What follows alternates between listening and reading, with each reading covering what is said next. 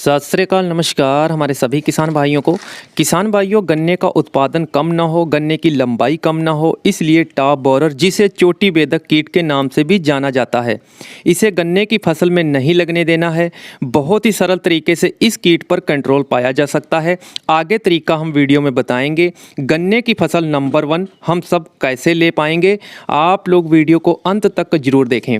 जो किसान भाई हमारे चैनल का वीडियो पहली बार देख रहे हैं तो प्लीज़ चैनल को सब्सक्राइब कर लीजिएगा और घंटी को भी प्रेस कर लीजिएगा, जिससे आप लोगों तक वीडियो समय से पहुंचते रहें। चोटी बेधक कीट का प्रथम पीढ़ी का आगमन हो चुका है। टॉप बोरर का पहला जीवन चक्र खेतों में अटैक कर चुका है। सफ़ेद तितली खेतों में देखेंगे दिखाई देंगी। सुबह के टाइम पर यह एक तितली लगभग 250 से भी ज़्यादा अंडे देती है पत्तियों के निचली सतह पर। आप देखें और दिखाई देंगे अंडे, इन्हीं से जो है लार्वा निकलेगा और फिर सुंडी यह गन्ने के नीचे वाले हिस्से में गन्ने के अंदर प्रवेश कर जाएगी। सुबह सुबह सूरज निकलने से पहले आप अपने खेत में निरीक्षण करें। लाइन से आप देखेंगे कि तितली सफ़ेद कलर में उड़ती हुई दिखाई देगी। यह पहली पीढ़ी है चोटी बेधक कीट की।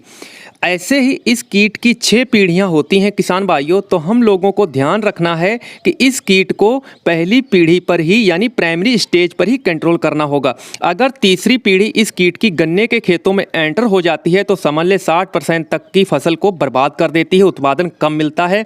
जुलाई माह में ये किसान भाइयों गन्ने की बढ़वार स्टेज फुल जोरों पर होती है, गन्ना बढ़वार कर रहा होता है। उसी समय जुलाई में यह चोटी बेधक यानी टॉप बोरर का अटैक फसल पर हो जाता है तो गन्ने की बढ़वार वहीं पर रुक जाती है। गन्ना सिर्फ आपका 4 या 5 फुट का ही रह जाता है। फिर आप जो मर्जी महंगी महंगी दवाइयाँ, पेस्टिसाइड, दानेदार जहर प्रयोग गन्ने की फसल में करने लगते हैं तो इसका कोई फ़ायदा नहीं होने वाला है।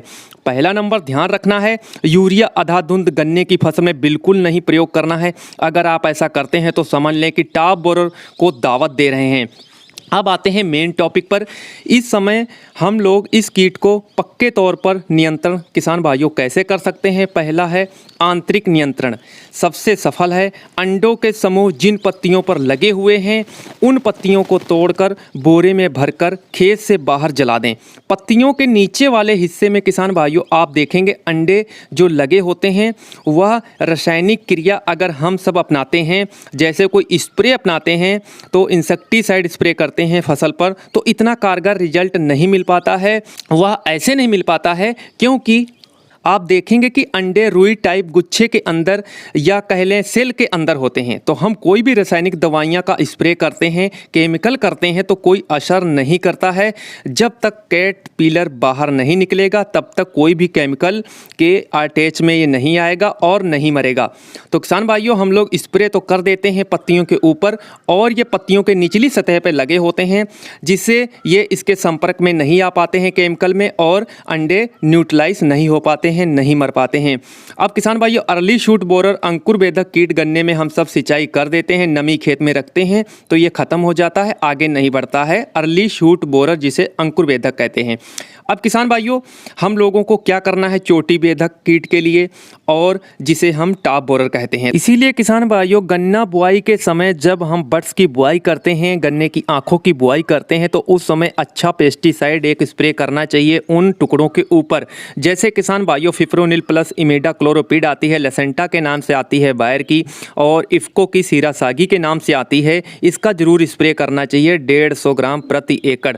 अब किसान भाइयों इसके साथ में आप लोगों को बीज ट्रीटमेंट के लिए इसमें कोई अच्छा सा आप बीज उपचार के लिए कार्बेंडाजिम, बावास्टीन या किसान भाइयों थायोफिनेट मिथाइल जो आती है उसको मिलाकर भी स्प्रे कर सकते हैं। तो किसान भाइयों टॉप बोरर की समस्या नहीं आती है। तो इसीलिए किसान भाइयों मार्च माह में आप लोगों को अच्छी पेस्टिसाइड का यानी केमिकल का स्प्रे कर देना होता है, जिससे तितली हमारे खेतों में ना आ पाए और तितली मर जाए। इसीलिए किसान भाइयों कोई भी अच्छा पेस्टिसाइड ले सकते हैं, जैसे फिप्रोनिल प्लस इमिडा क्लोरोपिड आती है, थायोमेथेक्साम आता है 30% का, 25% का। इसकी 500 ml मात्रा ले सकते हैं 1 एकड़ में, इसकी स्प्रे कर सकते हैं। यानी मार्च माह में 1-2 स्प्रे जरूर करते रहना चाहिए, जिससे तितलियां हमारे खेत में ना आए, इनका प्रकोप टॉप बोरर का ना हो सके।